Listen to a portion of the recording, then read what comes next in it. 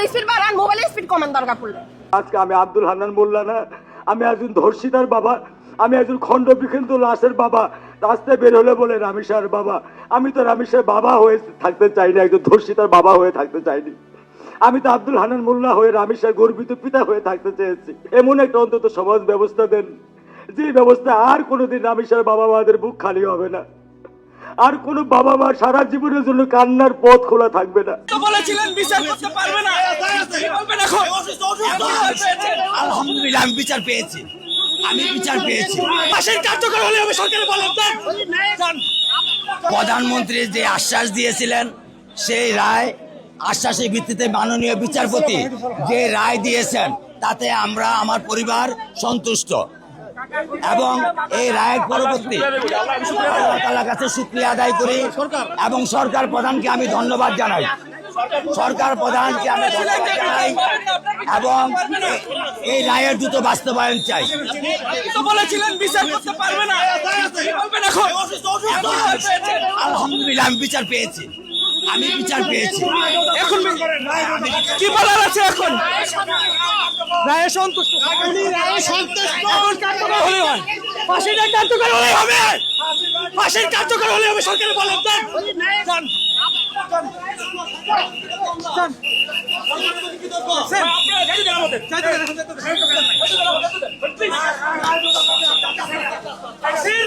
ফাঁসি কার্যকর করতে বলবেন সরকারের, তাইলে হবে। চান ভাই আপনি যাবেন, আপনি যাবেন আস্তে আস্তে। কাকা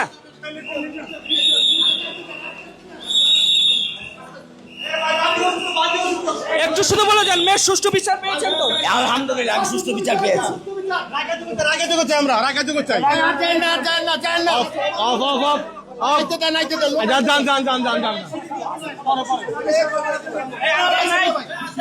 এই মামলায় সবচেয়ে যে বিষয়টি আমার কাছে ভালো লেগেছে, আমরা ছোটবেলা থেকে শুনে আসছি যে ফাঁসি হয়, কিন্তু ফাঁসির সাথে যে একটা মানুষের জরিমানা হয় এটা কিভাবে সম্ভব আমার জানা ছিল না। আজকে দেখলাম যে সেই আসামি সোহেল রানা এবং তার স্ত্রী স্বপ্নার শুধু ফাঁসির রায় হয়নি, তাদেরকে জরিমানাও দিতে হবে। এবং আমি জানতে চাইছিলাম একজন আইনজীবীর কাছে যে তার তো ফাঁসি হবে, তাহলে জরিমানা কে দিবে, কিভাবে দিবে? আমি জানতে পারলাম যে ফাঁসির রায় অর্থাৎ ফাঁসিতে ঝুলে পড়ার আগে এই সোহেল রানাকে 5 লক্ষ টাকা পরিশোধ করতে হবে। যদি সে পরিশোধ করতে না পারে, তার পরিবার পরিশোধ করতে না পারে, তাহলে তার যে সম্পদ আছে সেটি বিক্রি করে সেখান থেকে 5 লক্ষ টাকা তার ফাঁসির আগেই নেওয়া হবে এবং সেটি নিয়ে আমাদের যে শিশু রামিসা আছে তার পরিবারকে দেওয়া হবে। একইভাবে স্বপ্নার কাছ থেকেও 2 লক্ষ টাকা ফাঁসিতে ঝোলার আগে আদায় করা হবে এবং সেটি রামিসার পরিবারকে দেওয়া হবে। যার কারণে আমি বলতে চাচ্ছি যে এটি একটি যুগান্তকারী রায়, প্রশংসনীয় রায় এবং এটি দ্রুত কার্যকর হলে আমরা বাকিটা স্বস্তি এবং শান্তি পাবো। 5G স্পিড আসতেছে, মোবাইলে আপনারা ইন্টারনেট স্পিড বাড়াচ্ছেন, তো বিচারের স্পিড বাড়াইতে চান না কেন? বিচারের স্পিড বাড়াইতে চান না বলেই তো চোর ডাকাত, খুনি, ধর্ষক বেড়ে যাচ্ছে। বিচারের স্পিড বাড়ান, মোবাইলের স্পিড কমান দরকার পড়লে। আসামি নিজেই বলেছে সে মাদক গ্রহণ করত। আমি সরকারের কাছে এই মিডিয়ার মাধ্যমে জানাতে চাচ্ছি, আমাদের শিশুরা, আমরা নিজেরা অরক্ষিত হয়ে থাকবো কেন? মাদককে নিয়ন্ত্রণ করতে পারছেন না কেন? সরাসরি সম্প্রচারের মাধ্যমে দেখানোর চেষ্টা করছি যে বহুল আলোচিত সেই রামিসা হত্যাকাণ্ডের ঘটনার কিন্তু দুজনকে ইতিমধ্যেই ফাঁসির রায় দিয়েছে, এমনটা কিন্তু আমরা আপনাকে দেখাচ্ছি এবং আদালত প্রাঙ্গণ থেকে কিন্তু আইনজীবীরা ইতিমধ্যে বের হয়ে আসে। আমরা একটু কথা বলবো। আমি ঢাকা আইনজীবী সমিতির সাধারণ সম্পাদক মোহাম্মদ কালাম খান। আমরা ছিলাম। রাইটে এই 2 জন আসামির সর্বোচ্চ শাস্তি মৃত্যুদণ্ডে দণ্ডিত হওয়ার আদেশ হয়েছে। আর কি হয়েছে? অবজারভেশন কি বলেছে? অবজারভেশনে যে পর্যন্ত না এই আসামিদের হবে মৃত্যু নিশ্চিত না হবে সে পর্যন্ত তাদেরকে ঝুলিয়ে রাখার আদেশ হয়েছে। এছাড়া আর কিছু বলেছে? কতক্ষণ সময় রায়টা 11টা শুরু হওয়ার পরেই কিছুক্ষণ আগে শেষ হয়েছে, মোটামুটি বেশ সময় লেগেছে। আচ্ছা, এখানে তো উভয় পক্ষের আইনজীবী ছিলেন, আপনারা সকল আইনজীবীরা ছিলেন, রামিসার বাবা মা ছিলেন এবং 2 আসামিও ছিলেন। আদালতের পরিবেশ কেমন দেখেছেন? আদালত আর কিছু কি বলেছেন? আদালতের পরিবেশ একেবারে জনাকীর্ণ ছিল, অনেক আইনজীবী ছিল, বিচার প্রার্থীও ছিল এবং আপনারা মিডিয়ার যারা ছিলেন, সাংবাদিকতা কম ছিল না, অনেক ছিলেন। রায় ঘোষণার পর রামিসার বাবা মায়ের অভিব্যক্তিটা কেমন দেখেন? তারা এইটা তো যে রায়টা হয়েছে সর্বোচ্চ সাজা নিশ্চিত হয়েছে, তারা তো অবশ্যই ন্যায় বিচার পেয়েছেন, এই জন্য তারা তো অবশ্যই খুশি হয়েছে। এখন একটা জিনিস বলা হয় যে নিম্ন আদালতে ন্যায় বিচার পাওয়ার পর হাইকোর্ট এবং আপিল বিভাগে কিন্তু ঝুলে থাকে দীর্ঘ সময়। এই ব্যাপারে আপনারা কি করতে চাচ্ছেন আইনজীবী? এটা আশা করি এই মামলাটা একটা আলোচিত মামলা, সারা দেশে একটা মেসেজ গিয়েছে যে এই ধরনের অপরাধ করলে অপরাধীরা শাস্তির বাইরে থাকতে পারবে না, অবশ্যই তাদের শাস্তি পেতে হবে। এবং দেশের মানুষ কিন্তু আতঙ্কগ্রস্ত, সবারই এই ছোট 7, 8, 9, 10 বছরের মেয়ে আছে, আমারও একটা মেয়ে আছে।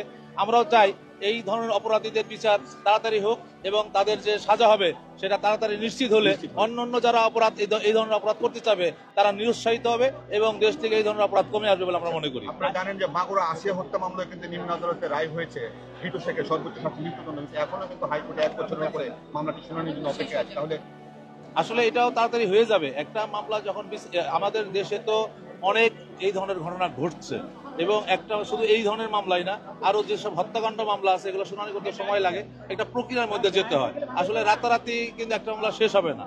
যেমন এই মামলাটা অনেক তাড়াতাড়ি শেষ হয়েছে, এইভাবে আমরা চেষ্টা করবো নিম্ন আদালতে অন্তত যেভাবে দ্রুত এই ধরনের জঘন্যতম অপরাধের মামলাগুলো দ্রুত নিষ্পত্তি হবে এবং আমরা আশা করি হাইকোর্টেও অচিরেই এই সব মামলাগুলো দ্রুত সময়ের মধ্যে নিষ্পত্তি হবে।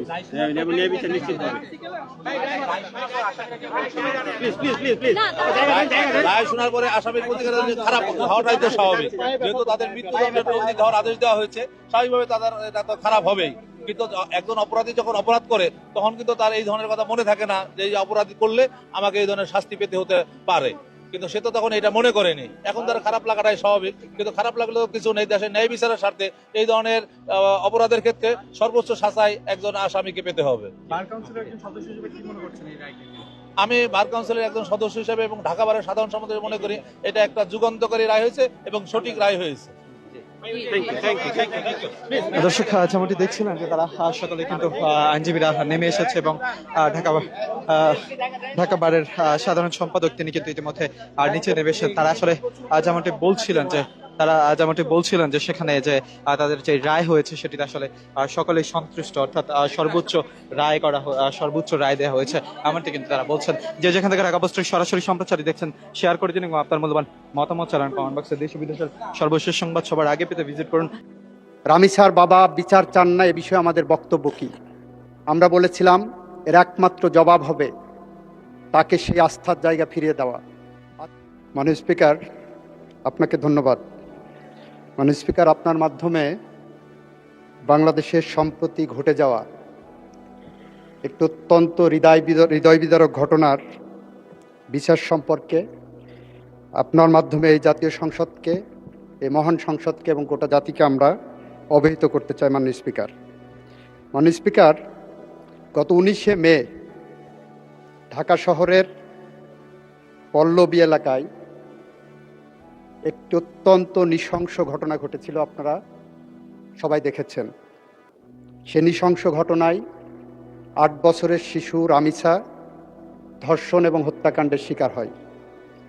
এই ঘটনার 7 ঘন্টার মধ্যে আমাদের পুলিশ বাহিনী 2 জন মূল আসামিকে গ্রেপ্তার করতে সক্ষম হয়। সরকারের পক্ষ থেকে তাৎক্ষণিক পদক্ষেপ নেওয়া হয়। মাননীয় প্রধানমন্ত্রী নিজে, মাননীয় স্বরাষ্ট্রমন্ত্রী সহ, এবং সেখানে সেই টিমে আমিও ছিলাম, আমরা ভিকটিমের পরিবারের সাথে দেখা করি। ওই দিন ভিকটিমের বাবার একটি আহাজারি ছিল যে উনি বিচার চান না, কারণ এদেশে এই ধরনের ঘটনার বিচার হবে না। আমরা আশ্বস্ত করেছিলাম, মাননীয় প্রধানমন্ত্রী আশ্বস্ত করেছিলেন এই ঘটনার আমরা বিচার করতে বদ্ধপরিকর। মাননীয় স্পিকার, আপনার মাধ্যমে এই মহান সংসদকে জানাতে চাই, আমাদের পুলিশ বাহিনী 5 দিনের মাথায় সুষ্ঠু তদন্ত করে এই ঘটনার পুলিশ প্রতিবেদন দাখিল করেছিলেন 24 তারিখ ঈদের আগে দুপুর 12টার সময়। 24 তারিখ দুপুর 4টের মধ্যে সেই চার্জশিট আমরা সিএমএম কোর্ট থেকে সংশ্লিষ্ট ট্রাইব্যুনালে নিয়ে যায়। মাননীয় স্পিকার, আমাদের সামনে একটা শঙ্কা ছিল, সেটা হলো বাংলাদেশের সমস্ত আদালতগুলো 1 জুন থেকে নিম্ন আদালত, ম্যাজিস্ট্রেসি বাদ দিয়ে নিম্ন আদালত 1 জুন থেকে 15 জুন পর্যন্ত গ্রীষ্মকালীন ছুটিতে যাওয়ার কথা। আমাদের মাননীয় প্রধান বিচারপতিকে আমরা অনুরোধ করার পরে বাংলাদেশের সকল শিশুর প্রতি সহিংসতামূলক যে ট্রাইব্যুনালগুলো গঠন করা হয়েছে, আমরা গত সংসদে আইন পাশ করেছি, সেই ট্রাইব্যুনালগুলোকে আমরা ছুটির আওতা বহির্ভূত রাখতে সক্ষম হই। 24 তারিখে চার্জশিট পাওয়ার পরপরই আমরা যখন দেখেছি যে আসামি পক্ষ কোনো আইনজীবী দেয়নি, তাদের বিচার প্রক্রিয়াকে প্রশ্নবিদ্ধ করার অন্যতম একটা প্রক্রিয়া ছিল, আমরা আইনের বিধান মেনে রাষ্ট্রপক্ষ থেকে 24 তারিখেই আমরা আসামিকে একটি স্টেট ডিফেন্স লয়ার দিতে সক্ষম হই। মাননীয় স্পিকার, 24 তারিখে ট্রাইব্যুনাল বসে 1 জুন যেদিন প্রথম আদালত খুললেন, রোজার ছুটির ঈদের ছুটির পরে 1 জুন চার্জ ফ্রেমিংয়ের জন্য রাখে। 1 জুন যথারীতি এই মামলার অভিযোগ গঠন করা হয়। 2 জুনে এই মামলার 16 জন সাক্ষীর সাক্ষ্য সমাপ্ত করা হয়, গ্রহণ করা হয়। 3 জুনে এই মামলায় আসামিপক্ষ কোনো সাক্ষী দিতে চান কিনা সেই ধরনের একটি দিন ধার্য রাখা হয়। 4 জুনে যুক্তিতর্কের জন্য উপস্থাপন দিন ধার্য করা হয়। 5 and 6 জুন শুক্র শনি থাকাতে 7 জুন আজকে ছিল। আজকে রায়ের জন্য দিন ধার্য ছিল এবং রায় যথারীতি ঘোষিত হয়েছে। আমরা রাষ্ট্রপক্ষ থেকে, প্রসিকিউশনের পক্ষ থেকে সমস্ত সাক্ষ্য সুবাদ উপস্থাপন পূর্বক যে রায় প্রত্যাশা করেছিলাম, যে রায় প্রস্তাব করেছিলাম, যে রায় আদালতের কাছে প্রার্থনা করেছিলাম, আদালত সমস্ত সাক্ষ্য প্রমাণ আলোচনা করে 41 ঘন্টা পর্যন্ত 41 মিনিট শুধুমাত্র তার পর্যালোচনা এবং আদেশের পাঠটা ঘোষণা করেছেন। এবং আমরা আনন্দের সাথে জানাচ্ছি যে আমরা রামিসা হত্যাকাণ্ডের সাথে জড়িত 2 জন আসামি, মূল আসামি সোহেল এবং তার সহযোগী তার স্ত্রী, তাকে আদালতের মাধ্যমে মৃত্যুদণ্ডের রায় পেয়েছি। মাননীয় স্পিকার, মাও সেতুংয়ের একটি ঐতিহাসিক উক্তি আছে, কোনো কোনো মৃত্যু থাই পাহাড়ের মতো ভারী, কোনো কোনো মৃত্যু পাখির পালকের মতো হালকা। মাননীয় স্পিকার, রামিসা হত্যাকাণ্ড আমাদের জীবনে থাই পাহাড়ের মতো ভারী হয়ে আছে। আর যদি এই ফাঁসির আসামিদেরকে আমরা ফাঁসি কার্যকরের মধ্য দিয়ে তাদের মৃত্যু ঘটাতে পারি, তাহলে সেটা আমাদের জাতির কাছে পাখির পালকের মতো হালকা হিসেবে আসবে বলে আমরা বিশ্বাস রাখি। মাননীয় স্পিকার, এটুকু ছিল আমাদের পক্ষ থেকে এই মহান জাতীয় সংসদ এবং জাতির কাছে আমাদের দেওয়া প্রতিশ্রুতি। সেদিন আমরা বলেছিলাম, আমাদেরকে যখন সাংবাদিকরা প্রশ্ন করেছিলেন রামিসার বাবা বিচার চান না, এ বিষয়ে আমাদের বক্তব্য কী, আমরা বলেছিলাম এর একমাত্র জবাব হবে তাকে সেই আস্থার জায়গা ফিরিয়ে দেওয়া। আজকে রামিসার বাবা বলেছেন এই বিচারে উনি সন্তুষ্ট, আমরা তার আস্থার জায়গা ফিরিয়ে দিতে পেরেছি। মাননীয় স্পিকার, আপনাকে রামিসা সহ সম্প্রতি যে সমস্ত ঘটনা ঘটেছে, আমাদের সরকারের পক্ষ থেকে বিশেষ তদারকির মাধ্যমে আমরা তদন্ত এবং বিচার প্রক্রিয়া দ্রুত সম্পন্ন করার জন্য যা যা পদক্ষেপ নেওয়া দরকার আমরা নিয়েছি এবং সেই গতিতে আগাচ্ছে। আপনাকে ধন্যবাদ মাননীয় স্পিকার। আজকে আমি আব্দুল হান্নান মোল্লা না, আমি একজন ধর্ষিতার বাবা, আমি একজন খণ্ড বিখণ্ড লাশের বাবা। রাস্তায় বের হলে বলে রামিসার বাবা। আমি তো রামিসার বাবা হয়ে থাকতে চাই না, একজন ধর্ষিতার বাবা হয়ে থাকতে চাইনি। আমি তো আব্দুল হান্নান মোল্লা হয়ে রামিসার গর্বিত পিতা হয়ে থাকতে চেয়েছি। এমন একটা অন্তত সমাজ ব্যবস্থা দেন, যে ব্যবস্থা আর কোনোদিন রামিসার বাবা মাদের বুক খালি হবে না, আর কোনো বাবা মা সারা জীবনের জন্য কান্নার পথ খোলা থাকবে না। এখন আমার নাম হয়ে গেছে রামিসার বাবা। যে রামিসা 7 বছর 8 বছরের একটা মাসুম বাচ্চা, যাকে ধর্ষণ করে খণ্ড বিখণ্ডিত করে নৃশংসভাবে হত্যা করা হয়।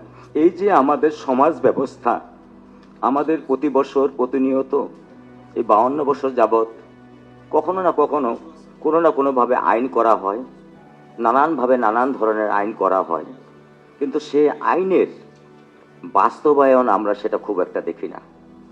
আবার যদি বলবি যে বাস্তবায়ন কিছু সরকারি করবে, আমার কাছে তা মনে হয় না। আমি খুব মূর্খ একজন মানুষ, আমার কাছে মনে হয় যে সমাজের নাগরিক হিসাবে আমাদেরও কিছু দায়িত্ব আছে। সে সঠিক দায়িত্বগুলো যদি আমরা পালন না করি, তাহলে এক ফ্ল্যাটের এক দরজা থেকে এক দরজার দূরত্ব হচ্ছে 3 ফিট। এই 3 ফিটের ভিতরে আমরা একটা শিশুকে নিরাপত্তা দিতে পারি না। নিশ্চয়ই সরকার এই 3 ফিটের নিরাপত্তার দায়িত্ব নেবেন না। সেখানে আমাদের পরিবার, এক পরিবার থেকে আরেক পরিবারের পারিবারিক সম্পর্ক, পরিচিতি এবং সৌহার্দ্যপূর্ণ সম্পর্ক যদি আমরা তৈরি না করতে পারি, তাহলে এরকম মনে হয় আরও হাজার হাজার রামিসা খণ্ড বিখণ্ডিত হয়ে আমাদের রাস্তায় পড়ে থাকবে, আর এই নরপিশাচরা তাকে খণ্ড বিখণ্ডিত করবে। আমি বাবা হিসেবে আজকে একজন ধর্ষিতার বাবা হিসেবে পরিচিত। এটার দায়ভার কি আমি নেব, না সমাজ নেবে, না রাষ্ট্র নেবে? আমি জানতে চাই, আমি এটা জানতে চাই, এই দায়িত্ব কে নেবে? এই দায়িত্ব কি আমার অবহেলা, সমাজের অবহেলা, না রাষ্ট্রের অবহেলা? আমি আজকে খণ্ড বিখণ্ডিত আমার সোনার টুকরার সন্তান, তার দায়িত্ব কে নেবে? আমি কি তার জন্য দায়ী, না কে দায়ী? আমাদের এই জন্য ভবিষ্যৎ প্রজন্ম রক্ষা করবার জন্য আমাদের কি করণীয় প্রয়োজন? ভবিষ্যতে কি আর কোনো রামিসা এরকম ধর্ষিত হয়ে, মাথা খণ্ডিত হয়ে, ক্ষত বিক্ষত হয়ে বাপ মার বুকে সারা জীবনের জন্য ক্ষত বিক্ষত হতে দেবেন? নাকি আপনারা সত্যিকার ভাবে এমন কোনো সিদ্ধান্ত নেবেন যে আর রামিসা রাস্তায় খেলে বেড়াবে, বাবার হাত ধরে দৌড়ে বেড়াবে, মার বুকের মধ্যে মুখ লুকাবে, সে কোনো ভয় পাবে না? একটা বাচ্চা যখন মার পেটে আসে 10 মাস, সেদিন আপনারা মা সামনে এখানে আছেন, আপনারা জানেন কতটুকু কষ্ট হয়। পাশাপাশি স্বামী হিসাবে সেই বাচ্চার কষ্টে দায়ভার তার স্বামীকেও নিতে হয়।